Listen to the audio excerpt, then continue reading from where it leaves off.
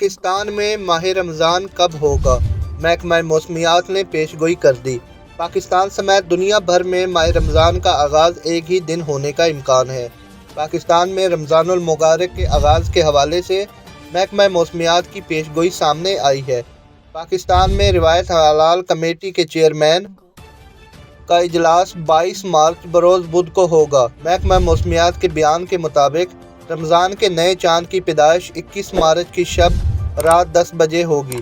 بیان میں بتایا گیا کہ اس بات کا امکان ہے کہ 22 مارچ یعنی 29 شعبان کو رمضان المبارک کا چاند نظر آ جائے گا، یعنی رمضان المبارک کا آغاز 23 مارچ کو ہونے کا امکان ہے۔ محکمہ موسمیات کے مطابق 22 مارچ کو ملک کے بیشتر حصوں میں مطلع صاف یا جزوی طور پر ابر آلود رہے گا، یعنی اس سال قوی امکان ہے کہ پاکستان سمیت دنیا بھر میں رمضان المبارک کا آغاز ایک ہی دن میں ہوگا۔